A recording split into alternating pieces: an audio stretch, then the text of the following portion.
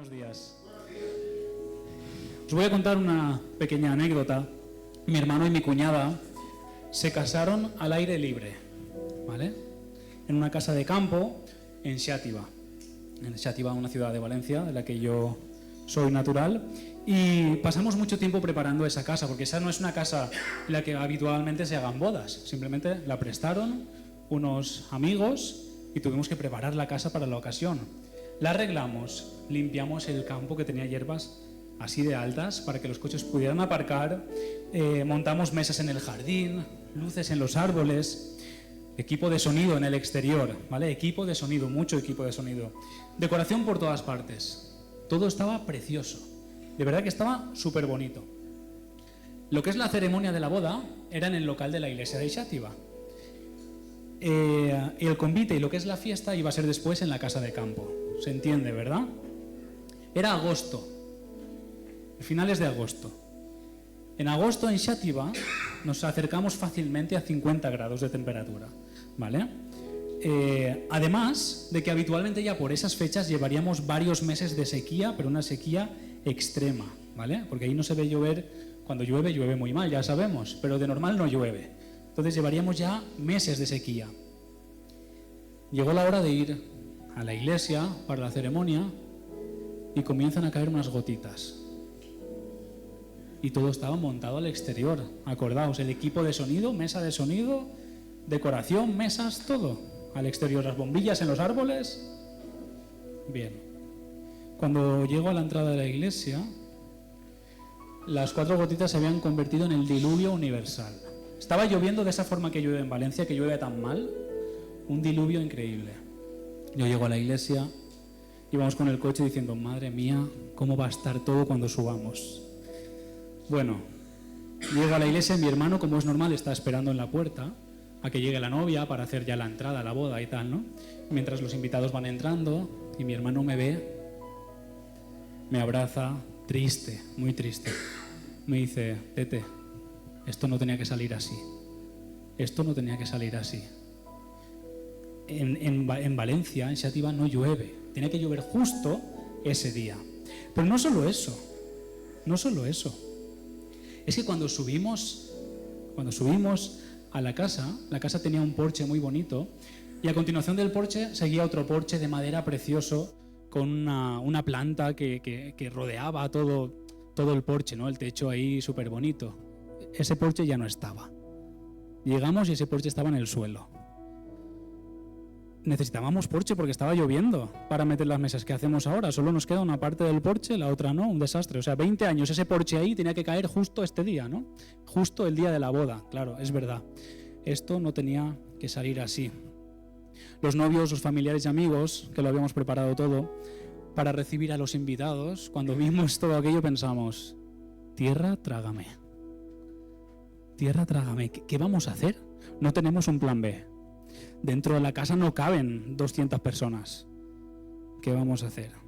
Yo sé que aquí en Vitoria tendríamos un plan B, ¿vale? O incluso tendríamos otra fecha por si acaso. Pero allí no va a llover. Estamos seguros de que no va a llover. Y efectivamente ese día, catástrofe, ¿no? Y volví a mi mente, esto no tenía por qué salir así. Y a veces en las bodas ocurren cosas que efectivamente no tenían que salir así. Quizá por eso Jesús decidió iniciar su ministerio de forma pública en una boda en que también las cosas no salieron según lo previsto. Una boda en la que hubo también complicaciones, susto, miedo. ¿Qué vamos a hacer? ¿Qué vamos a hacer? Esta es la cuarta predicación de nuestra serie basada en el Evangelio de Juan. Y una vez más vamos a recordar cuál es la intención de Juan a la hora de escribir su Evangelio. Hizo además Jesús muchas otras señales en presencia de sus discípulos que no están recogidas en este libro. Pero estas cosas se han escrito para que creáis que Jesús es el Cristo, el Hijo de Dios, y para que creyendo tengáis vida en su nombre. Que no se extrañe, hermanos, que esto lo repitamos cada domingo, ¿vale? De hecho, yo os animo a que memoricéis estos 2 versículos. No es difícil, son 2 versículos, te los memorizas, Y cada vez que leas un texto de Juan, recuerdas esto. Porque ese texto que estés leyendo habrá sido motivado por esto. Para que todo el que lea este evangelio crea que Jesús es el Señor, es el Cristo, el Hijo de Dios. Esto es fundamental para poder realizar una correcta interpretación del texto bíblico, conocer la intención del autor, ¿vale? Pero otra cosa que también es muy importante es conocer el contexto del relato, ¿vale? Del relato específico que estamos leyendo. En esta ocasión, lo primero que nos dice Juan es que 3 días después se celebró una boda en Caná de Galilea. Estamos en Juan capítulo 2. Juan capítulo 2 a partir del versículo 1. Hoy vamos a ver del 1 hasta el 11, ¿vale? Dice, 3 días después se celebró una boda en Caná de Galilea. La madre de Jesús estaba allí. También fueron invitados Jesús y sus discípulos. Lo primero que hace Juan al iniciar este relato es indicarnos cuándo y dónde. Cuándo y dónde sucedió el relato. Este es un detalle muy importante, ya que el hecho de aportar datos como estos añade mucha seguridad a la veracidad del texto. ¿Por qué? Pensemos que cuando Juan escribió esto, aún había gente que podría efectivamente corroborar o podría desmentir ese acontecimiento. Oye, eso es mentira. Aquí no ha habido ninguna boda. O por lo contrario, no, sí, yo estaba en esa boda, de hecho. Esto que se está contando aquí es verdad porque yo estaba ahí, ¿vale? Juan dice que esta historia que va a contar sucedió, como vemos, 3 días después, ¿vale? Además nos dice tiempo. 3 días después. La pregunta que nos tenemos que hacer es, ¿3 días después de qué? 3 días después de qué? Bien, pues de todo lo que ya hemos visto hasta ahora. Si os fijáis, lo podéis ver en vuestras Biblias, en el capítulo 1, los versículos 29, 35 y 43, Juan ha escrito, al día siguiente, así que Juan nos lleva todo el rato ubicándonos en el tiempo y en el espacio en el que están sucediendo los hechos. En el versículo 19 leemos que el primer día tuvo lugar la conversación de Juan el Bautista con estos fariseos, ¿os acordáis? Que fueron a preguntarle, ¿tú eres el Cristo? Y Juan dijo, no, yo no soy el Cristo. El versículo 29 dice que al día siguiente Juan el Bautista vio a Jesús y dijo, este es el Cordero de Dios que quita el pecado del mundo. Y en el versículo 35 dice que al día siguiente Juan vuelve a ver a Jesús y vuelve a decir, mirad el Cordero de Dios. Y entonces 2 de sus discípulos de Juan se fueron con Jesús. Ese es el terreno que Juan estaba preparando en realidad. ¿Os acordáis que Juan había venido? Decía, yo soy esa voz que prepara, que clama en el desierto, preparad el camino del Señor. Juan preparó el camino del Señor, preparó a sus discípulos para que se fueran con Jesús. Muchos de ellos se fueron con Jesús, otros no, a otros les costó más, ¿vale? Uno de estos discípulos era Andrés, nos dice el texto, ¿vale? En el primer capítulo de Juan nos dice que Andrés era uno de estos discípulos de Juan el Bautista que se fue con Jesús. Y ese mismo día Andrés se fue corriendo a buscar a su hermano Pedro. He encontrado al Cristo, hemos encontrado al Mesías. Y entonces Pedro también fue, ¿no? Así que ese día comenzaron a seguir a Jesús. Dice que había otro discípulo junto con Andrés, otro discípulo de Juan, que no se menciona quién es. Algunos dicen que tal vez sea Juan el que escribe el Evangelio, porque parece ser que Juan esté presente desde el principio, ¿no? Entonces podría ser, pero bueno, no nos lo dice. Y en el versículo 43 nos dice, al día siguiente, ¿vale? Al día siguiente de que Andrés, Pedro y este otro discípulo siguieran a Jesús, otros comenzaron a seguir a Jesús. En este caso, Felipe y Natanael. Y entonces viene, y 3 días después, y aquí es donde estamos. ¿Qué ha estado pasando? Jesús ha estado dándose a conocer y escogiendo a sus primeros discípulos. En este caso, según el texto, 5 discípulos iban con Jesús. Probablemente estos 5 discípulos acompañaron a Jesús a esta boda, junto, nos dice el texto, con la madre de Jesús, María. Probablemente María tendría alguna relación bastante cercana con la familia, por eso fueron invitados. Ahora también necesitamos tener un poco de información acerca de cómo eran las bodas judías del primer siglo. En aquel tiempo una boda judía no era un evento de unas pocas horas, como lo puede ser nuestras bodas, sino que era una de las celebraciones más largas e importantes de la vida comunitaria judía. no solo de la familia, de la vida comunitaria judía, y normalmente incluía 3 etapas, ¿vale? La primera era el desposorio. ¿Qué ocurría? El desposorio era un compromiso legal, pero siendo novios. Es como un noviazgo, pero en el que ya hombre y mujer son legalmente matrimonio, pero aún no viven juntos, ¿vale? Es ese tiempo de noviazgo, pero ya estás comprometido. De hecho, si querías romper el compromiso antes de la boda, tenías que firmar papeles de divorcio. Imagínate, o sea, era algo ya cerrado, ¿vale? Algo cerrado. Pero aún no vivían juntos. La novia seguía viviendo en casa de sus padres y el novio en casa de los suyos, ¿vale? Esto normalmente podía durar aproximadamente 1 año. Por ejemplo, José y María se encontraban en esta situación de desposorio cuando María quedó encinta de Jesús, ¿vale? Aún no estaban, aún no convivían. La segunda etapa es el traslado de la novia ya a la casa del novio, el día de la boda. Esto ocurre el día de la boda. Ese día el novio iba con sus amigos a buscar a la novia a la casa de sus padres, a la casa de los padres de la novia. Y era un momento festivo. ¿Alguien ha participado alguna vez en una serenata de boda? ¿Vale? Nosotros en eso se supone que es antiguo, ¿no? Pero en Xàtiva se cogió la costumbre y en todas las bodas lo hemos estado haciendo, ¿no? Montamos una fiesta en la calle con música, con un picoteo y con lo que sea, ¿no? Pues imaginemos una fiesta así, pero más grande además, porque ellos hacían toda una, bueno, iban por las calles desde una casa hasta la otra, iban con música, con antorchas, era de noche, entonces iban con antorchas, cantando, bailando, era una fiesta. Y luego la llevaban en procesión a la casa del novio. Hemos venido a buscar a la novia y ahora vamos a llevarla a la casa del novio, ¿vale? Casa en la que iban a vivir desde ese momento. Y por último estaba ya lo que es el banquete. Una vez llegaba toda la procesión a la casa, comenzaba la gran fiesta, que podía durar entre 1 y 7 días. Imagínate, 7 días de fiesta, sin parar, comiendo, bebiendo. Claro, eso es según la pasta que tenía esa familia, según los recursos. Si yo solo puedo permitirme un día de comida y bebida, pues ya está, hasta aquí hemos llegado. Venga, es hora de que os vayáis. Pero había familias que tenían más dinero y podían estar hasta 7 días de fiesta, ¿no? Normalmente toda la aldea estaba invitada, porque, como he dicho, se entendía que bueno, era un evento comunitario, no solo familiar, ¿vale? Y el anfitrión, en este caso serían novios y padres, o sea, novio y padres, tenía la responsabilidad de proveer comida y vino en abundancia. Esto era una responsabilidad. Pero es que la falta de vino, esto debemos entenderlo, la falta de vino era un deshonor para la familia. Era un deshonor muy grande, porque se entendía por ello que la familia no había sido hospitalaria. Y la hospitalidad para los judíos es básico, fundamental, ¿vale? Entonces, no has sido hospitalario porque te ha faltado vino. No has tenido en cuenta los invitados que ibas a tener, no.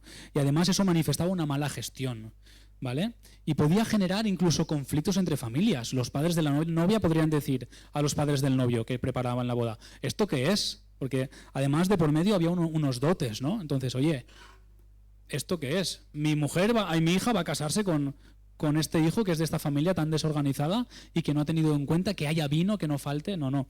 Un deshonor muy grande, ¿no?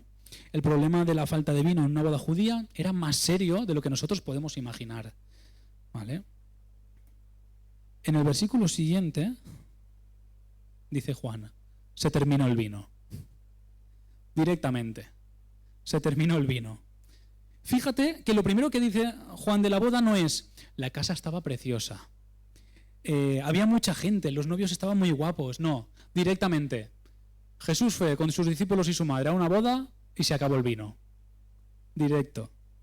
Catástrofe, se ha acabado el vino. ¿Cómo iba a quedar esa familia? Yo me los imagino como nosotros cuando vimos ese porche roto, ¿no? Y todo mojado en la boda de mi hermano, ¿no? Y pensando, ¿qué hacemos? ¿Cómo damos solución a esto? ¿Qué hacemos? Es que si se acaba el vino, pensad esto, si se acaba el vino, se acaba la fiesta, ¿eh? Se acaba la celebración, todos a casa, esta boda ha sido un fracaso. La reputación de esta familia va a quedar manchada de por vida. Y la vergüenza que les esperaba era grande. La vergüenza era muy grande. Quedaban mal con la familia de la novia y quedaban mal con todo el pueblo. Así que la madre de Jesús le dijo a Jesús, Jesús, no tienen vino. Probablemente María tendría una relación, como he dicho antes, muy estrecha al enterarse y preocuparse y además responsabilizarse de la situación, ¿vale? Pensad que la gente seguía de fiesta y no tenía ni idea, ¿eh? No tenía ni idea de que el vino se había terminado.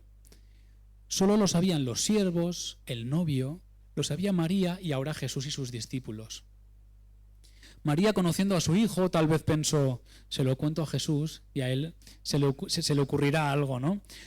Esto es especulativo. No sabemos exactamente lo que tenía en mente María, ¿vale? A la hora de decirle esto a Jesús. Tal vez simplemente le informó, Jesús, madre mía, se les ha acabado el vino, qué desastre. Pudiera ser también, no lo sabemos, ¿no? Pero la respuesta de Jesús es lo que nos deja un poco descuadrados, ¿verdad? Es un tanto curiosa, porque le dice, mujer, así lo leeríamos nosotros, mujer, ¿qué tiene que ver esto con nosotros? Aún no ha llegado mi hora. Primero, yo no me atrevo a llamar a mi madre mujer, pero vamos, ni harto de vino, porque la que me espera después puede ser mi nina, ¿vale? Mujer, ¿cómo que mujer? ¿Cómo vas a llamar a tu madre mujer? Suena mal que un hijo llame mujer así a su madre, ¿verdad? Pudiera parecer incluso despectivo, ¿no? Que está diciendo, ¿qué dices, mujer? Pero nosotros sabemos que Jesús no es así. Jesús no faltaría el respeto a su madre, Jesús honraba a su madre, ¿no? La traducción para nosotros suena muy fuerte, pero para ellos no sonaba tan mal. Es una forma respetuosa de dirigirse a una señora, ¿vale? A una señora a la que le tienes respeto. Aún así es cierto que puede denotar tal vez cierta distancia entre el hijo y la madre. No estoy del todo de acuerdo con esto que defienden algunos, ¿no? Pero tal vez sí que pudiera ser que Jesús estuviera haciéndole saber a su madre María que desde ese momento las cosas iban a cambiar un poquito. Las cosas iban a cambiar un poquito. Se tendría que ir acostumbrando a que su hijo ya no iba a ser el mismo.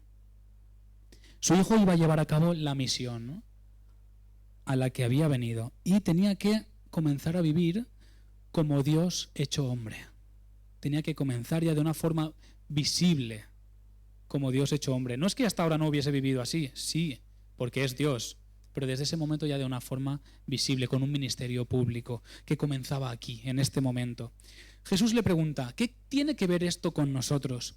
Esta traducción es en realidad una interpretación, ¿vale? Porque lo que directamente, o sea, lo que dice literalmente el texto griego es ¿qué a ti y a mí? Y eso nosotros no lo entendemos. ¿Qué a ti y a mí? Algunos creen que Jesús se estaba desentendiendo de la situación. ¿Qué nos importa a ti y a mí esto? Este no es nuestro problema. Pero sabemos que Jesús no es así. Que Jesús se hace responsable de los problemas del resto. Se responsabiliza, ¿vale? Entonces, probablemente lo que Jesús le está diciendo es, ¿qué problema es este para nosotros? Para mí esto no es un problema. Para mí este no es un problema. Aunque en definitiva, es verdad que esto tampoco va a ser lo más importante del texto, ¿vale? Esto no hace falta que indaguemos más y que especulemos, porque lo importante viene a continuación, ¿no? Pero es verdad que la respuesta de Jesús es bastante enigmática y no se nos deja muy clara la finalidad de la pregunta. Y más cuando añade, aún no ha llegado mi hora. ¿Mi hora de qué? Si solo te he dicho que falta vino, ¿no? Podría pensar la madre. Aquí debemos tener en cuenta que Juan utiliza hora, no ha llegado mi hora, como un concepto teológico, ¿vale? Que es referido específicamente a la revelación total de Dios. ¿De Dios dónde? En Jesús, en la cruz, en su muerte y en su resurrección. Esa es la hora. Cuando Jesús está diciendo no ha llegado mi hora, se está refiriendo allá, a aquel momento, la hora de que Dios se manifieste totalmente en esa cruz y en la resurrección, ¿vale? Jesús está diciendo, aún no ha llegado el momento de mostrar al mundo quién soy completamente. Ese momento llegará cuando muera en la cruz y resucite. Pero fíjate cómo sigue el texto. Su madre dijo a los que servían, haced todo lo que Él os diga. Ya está. Es verdad que para nosotros pudiera parecer que la conversación no tenga mucho sentido, ¿eh? Cuando la leemos dices, no me encajan las preguntas con las respuestas, no me encajan demasiado. Yo voy a tratar de explicarlo de forma clara y sencilla para que lo podamos comprender, ¿vale? Ya os he hablado alguna vez de la revelación progresiva. Quedaos con este concepto, revelación progresiva.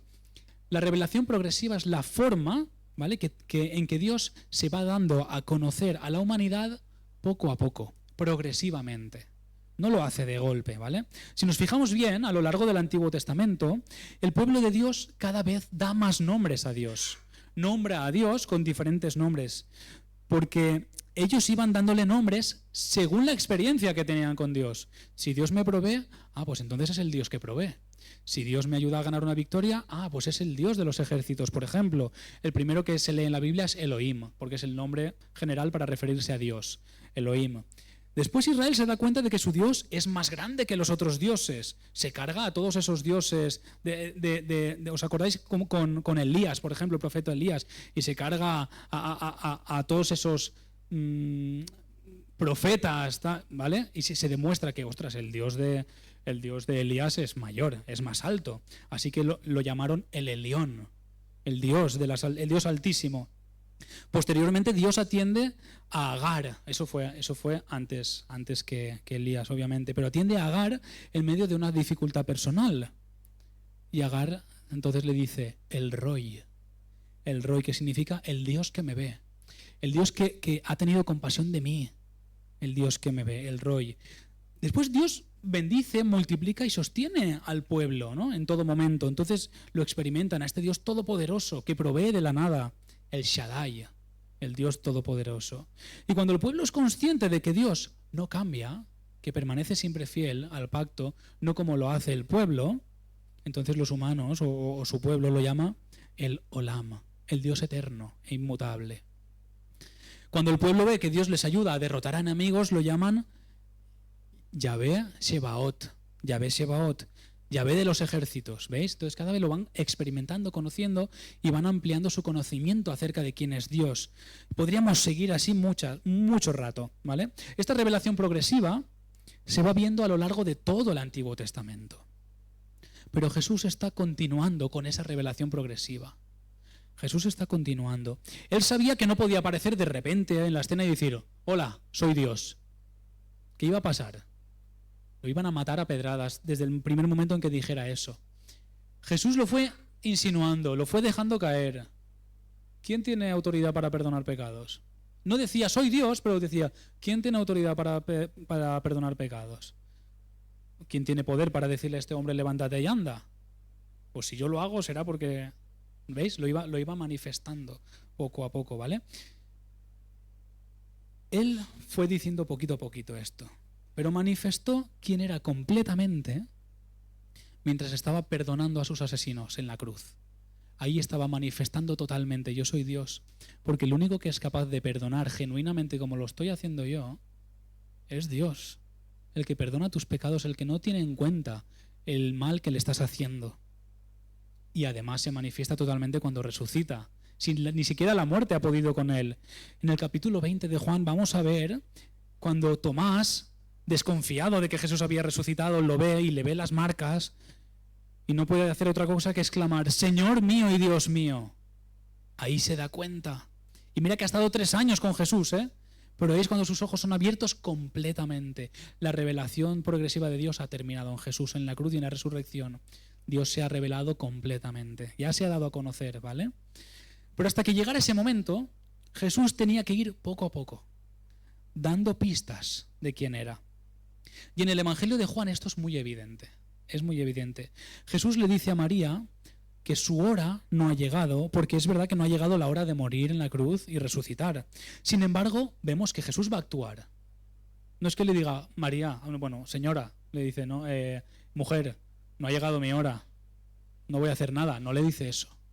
Está diciendo, el momento de mi completa manifestación no ha llegado, pero voy a actuar ahora. Recordad que Juan relata muchas señales de Jesús, ¿vale? Pero no las llama milagros, prefiere llamarlas señales porque efectivamente señalan hacia algo, apuntan hacia algo mayor, que es esa cruz y resurrección. Pero cuando pensemos en la cruz y resurrección, tenemos que pensar que es el momento en que Dios se da a conocer en toda su plenitud, ¿vale? Así que lo que Jesús va a hacer en esta boda es una señal por medio de la cual va a dar a conocer parcialmente se va a dar a conocer él parcialmente y que está señalando a esa glorificación que vendrá en la cruz y en la resurrección, ¿vale? Recordad que la meta de Juan es que conozcamos a Jesús. Por eso lo hace progresivamente también. Por esta razón le da tanta importancia a estos detalles. Ahora vamos a ver de qué trata esta señal. Había allí 6 tinajas de piedra dispuestas para el rito de purificación de los judíos. En cada una de ellas cabían 2 o 3 cántaros. ¿Qué eran las tinajas de purificación? Eran tinajas de piedra, no podían ser de barro, porque el barro puede absorber impurezas, la piedra no. Entonces tenía que ser algo que no absorbiera impurezas, ¿vale? Tinajas de piedra que se llenaban de agua para realizar lavamientos rituales. Servía para lavarse las manos, para lavar utensilios o para algunas purificaciones menores después de algunas impurezas cotidianas, como por ejemplo puede ser tocar alguna superficie sucia o estar en el mercado, en un lugar público, ¿no?, en el que te rozas con otros, o incluso tocar un objeto que tú no sabes quién ha tocado antes. Entonces ellos después de todo eso tenían que lavarse las manos. No es con la misma intención que lo hacemos nosotros a la hora de comer, por ejemplo. Nos lavamos las manos para no estar guarros, para que la comida esté limpia y nosotros podamos comer pues sanamente, ¿no? Ellos lo hacían porque era fundamental según sus leyes. Tenían que purificarse, tenían que estar puros, ¿vale? Tengamos en cuenta esto. Impureza no es lo mismo que pecado, ¿vale? Cuando tú te ensuciabas las manos no te convertías en un pecador, pero si estabas impuro, simplemente era un estado temporal. Estar impuro era un estado temporal que te impedía practicar ciertos ritos religiosos. Y todo eso nos enseñaba acerca de la santidad de Dios, la pureza de Dios, en contraste con nuestra impureza, ¿vale? Tenía esa finalidad. Por eso era tan importante purificarse.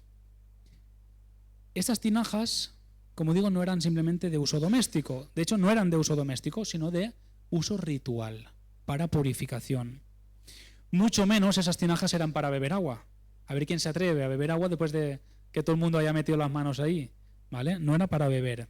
Dice que había 6 tinajas y que en cada una de ellas cabían 2 o 3 cántaros.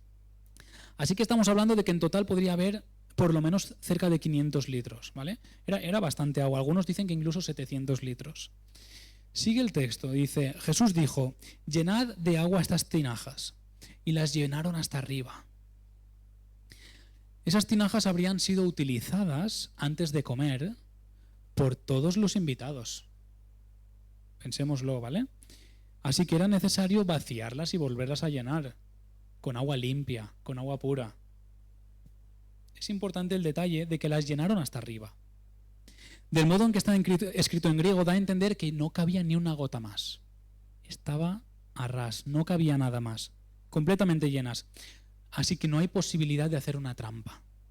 No hay posibilidad de echarle al agua algún producto que la haga roja, parecida al vino. No hay posibilidad, porque estaban llenas hasta arriba. Era agua y punto. Luego añadió Jesús, sacad ahora un poco y llevádselo al encargado del banquete. Y se lo llevaron, y cuando el encargado del banquete probó el agua convertida en vino, sin saber de dónde procedía, aunque sí lo sabían los sirvientes que la habían sacado, llamó al esposo y le dijo, todo el mundo sirve el buen vino primero, y cuando están bebidos entonces saca el más corriente. Sin embargo, tú has reservado el mejor vino hasta ahora. El agua de las tinajas se había convertido en vino, y no un vino cualquiera, un vino excelente. Probablemente el mejor vino que se haya hecho hasta ahora, ¿vale? Era costumbre que primero se sirviera un buen vino y después cuando la gente ya estuviese un poco contentilla diesen un vino de segunda categoría porque decían, va, ya no lo van a notar, ya tienen el paladar un poco dormido, no lo van a notar, ¿no? Pero en este caso ocurrió al revés. Los novios, supuestamente los novios, ¿no?, sirvieron un buen vino y luego resulta que sirvieron un vino mucho mejor. Cosa que sorprendió gratamente al encargado y obviamente a la gente, ¿no? Juan termina este relato diciendo, este fue el comienzo de las señales que hizo Jesús en Galilea. Manifestó su gloria y sus discípulos creyeron en él. Sus discípulos creyeron en él. ¿Qué nos quiere decir Juan? El relato es cuanto menos interesante, pero ahora nos queda preguntarnos, ¿qué querrá decir Juan o qué querrá que entendamos Juan al contarnos este relato? ¿Simplemente que sepamos que Jesús tenía poder para hacer milagros? No. Podemos deducir que Juan quiere que tengamos en cuenta la motivación por la cual Jesús convierte el agua en vino. Y creo que como mínimo podemos comentar dos motivaciones. Sabemos que Jesús ha venido a dar a conocer ¿a quién? Al Padre, a Dios. De eso no hay duda. Pero no es correcto decir que el único interés que hay detrás de las acciones de Jesús es ser conocido. Eso tampoco es del todo cierto. Él obviamente quiere ser conocido, pero Jesús no es falso ni interesado. Quiero decir, Jesús es como es natural. Y por naturaleza es bueno y todo lo que hace es de forma genuina y real, ¿vale? Jesús en esa boda vio que la familia anfitriona corría el riesgo de experimentar vergüenza, humillación, una vergüenza social muy grande. Y ante la amenaza de que una fiesta se convirtiera en una pesadilla, Jesús, motivado por su amor, decide actuar. Voy a actuar y voy a solucionar el tema. Ante la falta de vino, que era una catástrofe, Jesús proveyó de una gran cantidad de vino excelente. En el relato bíblico, el vino representa la alegría, el gozo. Esto es importante que lo tengamos en cuenta. El Salmo 104, versículo 15, por ejemplo, dice: Dios hace el vino que alegra el corazón del hombre. ¿Vale? Entonces, vino y alegría están muy relacionados. Porque así es Él, así es Dios. Dios es amor, por lo tanto sus actos son de amor, amor puro. Y su amor lo llevó a transformar una situación de vergüenza en un motivo de gozo, de alegría. Pero por otra parte, el milagro, la señal en sí, nos está enseñando algo muy, muy profundo acerca de lo que Jesús ha venido a hacer a este mundo. En ese momento, el pueblo de Dios seguía bajo las leyes del antiguo pacto. Debía cumplir sí o sí con un sinfín de normas para poder relacionarse con Dios. Algunas de ellas habían sido decretadas por Dios mismo, pero se sabe también que muchas otras eran fruto del legalismo, del sistema religioso, ¿no?, que habían creado estos fariseos, saduceos, sacerdotes, etc. Esas tinajas llenas de agua recordaban la vergüenza de un pueblo impuro. La vergüenza de un pueblo impuro que necesita estar purificándose constantemente, porque somos impuros y constantemente necesitamos purificarnos. Sin embargo, Jesús transforma ese agua en vino. Y sabemos que el vino también representa ¿qué? La sangre de Cristo. La sangre del Cordero. Y la sangre que Jesús derramó en su camino a la cruz y en la propia cruz es representada con ese vino. El sufrimiento que padeció para darnos a nosotros la victoria, la salvación. Esa sangre derramada anuncia la voluntad de Dios de purificarnos de una vez y para siempre, sin necesidad de seguir haciendo ritos de purificación. Tú eres limpio en el nombre de Jesús y por su sangre hoy y para toda la vida. No necesitas seguir purificándote de esa manera. Pronto esas tinajas iban a perder su función. Muy prontito esas tinajas iban a perder su función, porque ya no serían necesarios ritos de purificación, puesto que Dios hará puro a todo aquel que le reciba de forma completa y definitiva. No iba a hacer falta nada más. Hace no mucho hablamos acerca de que la fe no es una herramienta para ver cumplidos nuestros sueños, ¿vale? Y eso es cierto. Pero también es cierto que Dios no desea tu sufrimiento, ¿eh? No pensemos que Dios desea que tú sufras. Él dice que vas a sufrir, pero no es que su deseo sea que tú sufras. Tu sufrimiento es consecuencia del pecado, no es consecuencia de la voluntad de Dios. Dios ofrece gozo, y un gozo completo, un gozo perfecto. Dios quiere que lo que te avergüenza desaparezca de tu vida. Lo que te avergüenza desaparezca y te ofrece vida, esa vida abundante que hay en Él. Dios te ama, igual que amaba a toda esta gente y a la familia de esta boda. Dios te ama y no te quiere ver avergonzado, humillado, triste, y mucho menos quiere que sigas sintiéndote culpable por alguna cosa. Dice el salmista en el Salmo 30, has cambiado mi lamento en baile. Me despojaste del luto y me vestiste de alegría. Para no dejaros con la historia a medias, os contaré que el día de la boda de mi hermano paró de llover. Gracias a Dios, ese día paró.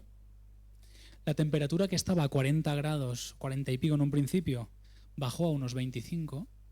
Se nos quedó un ambiente muy rico y la fiesta pudo celebrarse. Y además muy bien, fue una fiesta memorable. Ahí vemos a la gente bailando en el exterior de esa casa. ¿Habíamos tenido que mover mesas, improvisar algunas cosas? Sí, pero la fiesta se celebró y ya no estábamos a 40 y pico grados, estábamos a 25, de lujo. Fue una boda de lujo, fue muy bonita, todo salió súper bonito. Lo que parecía catastrófico, Dios lo convirtió en bendición. Y es lo que quiere hacer con tu vida y con la mía. Es lo que Dios quiere hacer, o ya está haciendo en nuestras vidas. Pero recuerda, esto es posible si ocurre lo que Juan quiere que ocurra, que conozcas a Jesús, que lo conozcas de verdad, que tengas una relación personal con Jesús y que permanezcas en esa relación, que seas constante, que permanezcas en Jesús cada día de tu vida. Jesús ha transformado el agua en vino para que tú no tengas que seguir viviendo avergonzado, ni nada por el estilo, ni triste, ni sintiéndote culpable, condenado. Jesús ha derrotado al enemigo ese que es el acusador en la cruz para que sus acusaciones ya no tengan valor. Lo que te acusa ya no vale nada. Todo aquello por lo que te sientas acusado no viene de Dios, así que recházalo en el nombre de Jesús y recibe el gozo que Dios te da, que Jesús te ofrece.